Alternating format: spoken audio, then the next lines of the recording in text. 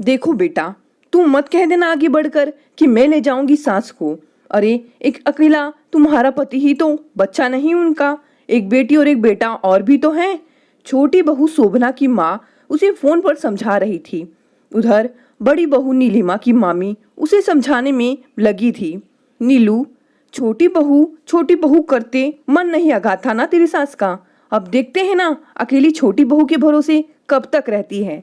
देखना वो कैसे पल्ला झाड़ती है। और बेटी तो ले जाएगी नहीं, उल्टा सारा तेरे माथे मड़ेंगे, तू देखना। वही दामाद प्रसून के कान लोग भरने में लगे थे। उसे भी हर तरफ से सुना रहे थे। वो भी अपने ही लोग। दो दो लायक बेटे हैं, संपत्ति उनकी होगी तो जिम्मेदारी आपकी क्यों? हाँ, बेटे ना होते तो आपकी जिम्मेदारी थी। दरअसल दीनदयाल जी का आकस्मिक निधन हो गया था। उनके पीछे उनकी पत्नी प्रभा, जो काफी बीमार भी रहती थी, अकेले रह गई। दीनदयाल जी थे तो कहीं कोई दिक्कत परेशानी ही नहीं थी। वो स्वस्थ थे और भरपूर ख्याल रखते थे पत्नी का। इधर दोनों बेटे बाहर नौकरी करते थे। बेटी अपने ससुराल में खुश थी, पर अब सबसे बड़ी समस्या थी कि धन संपत्ति नौकर चाकर की तो कोई दिक्कत नहीं थी, पर बीमार प्रभा अकेली कैसे रह सकती थी। हालांकि बेटे बेटी तो दूर, बहुओं और दामाद ने भी इसी समस्या नहीं समझा था। सबको लग रहा था माँ का जब जिस भाई या बहन के पास रहने का मन करेगा रह लेंगी, पर दोनों बहुओं के परिवार वाले और खुद प्रभा के मायके ससुराल वाले मौका देखकर बहुओं और दामाद के कान भरने में लगे थे। जब तक दीनदयाल जी थे, उनके घर में सेंध लगाने की हिम्मत ना करने वाले रिश्तेदार आज प्रतिष्ठित बनकर उपदेश देने में लगे थे।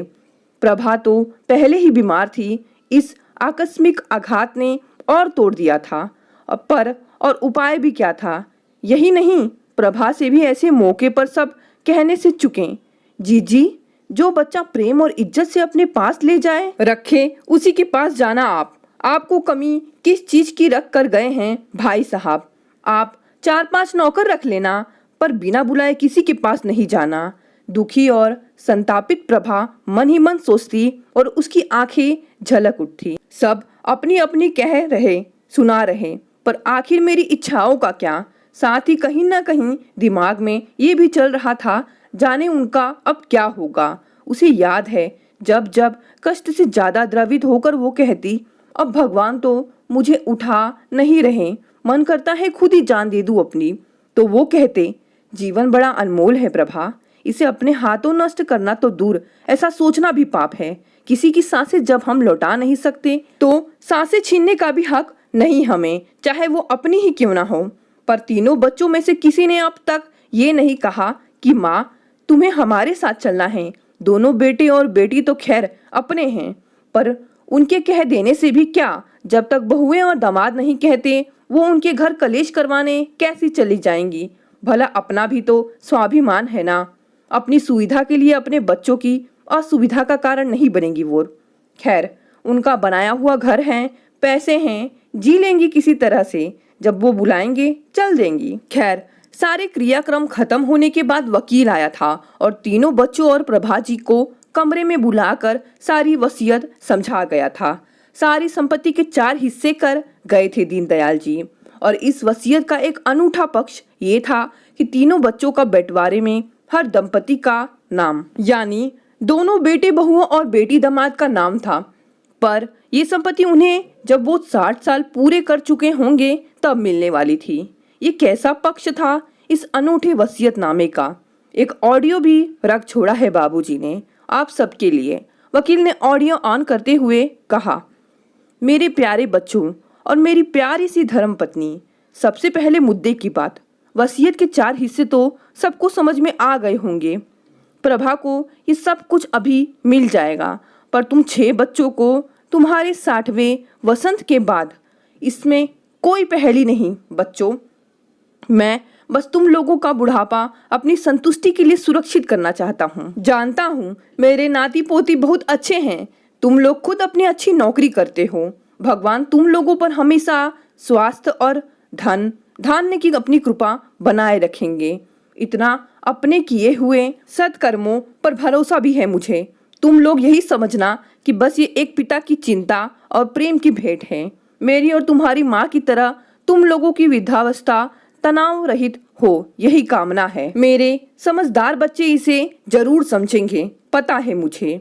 मैं अगर पहले चला गया तो जानता हूँ मेरी ये कमी तो तुम्हारी माँ के जीवन से कोई भी दूर नहीं कर सकता, पर पैसों से सांसें छोड़कर सब कुछ मिल जाता है, ये भी सर्वविदित है। आगे मैं नहीं जानता कब तक जिंदगी है, मेरी कब तक की सांसें हैं, पर मैं हमेशा तुम लोगों के आसपास हूँ, अगल बगल में ही हूँ। महसूस करते रहना बस। सब लोग खुश रहो, खुशियाँ बांटते रहो। ऑडियो खत्म होने के बाद किसी ने एक दूसरे से कुछ नहीं कहा, पर सबकी आंखें नम थी। पिताजी ने तो बहुत कुछ बिना कहे कह दिया था। अगले दिन कई रिश्तेदार जा चुके थे। कई प्रतीक्षा में थे कि जब तीनों बच्चे निकलने लगेंगे तो घमासान होगा, उसे देखना बड़ा दिलचस्प होगा।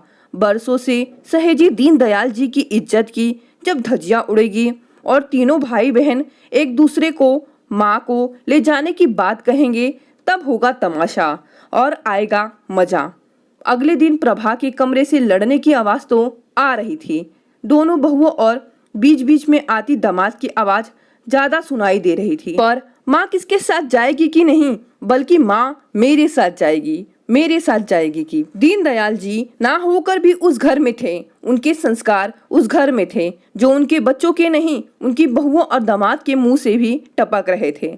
चुगलखोर और तमाशा देखकर मनोरंजन करने वाले सारे रिश्तेदार के मुंह लटक चुके थे। दीनदयाल जी ने अपने आखिरी संवाद में अपने बच्चों के प्रति अपनी संवेदना जताकर प्यार से उन्हें बस इस बात का आईना दिखा दिया था कि ये अवस्था सबकी आनी है। समझकर आज संभल जाओगे तो तुम्हारा कल भी संभल जाएगा। दोस्तों, कैसी लगी आपको ये कहानी पसंद आई तो इसे लाइक और शेयर करें और मेरे चैनल को भी सब्सक्राइब कर लें। धन्यवाद दोस्तों।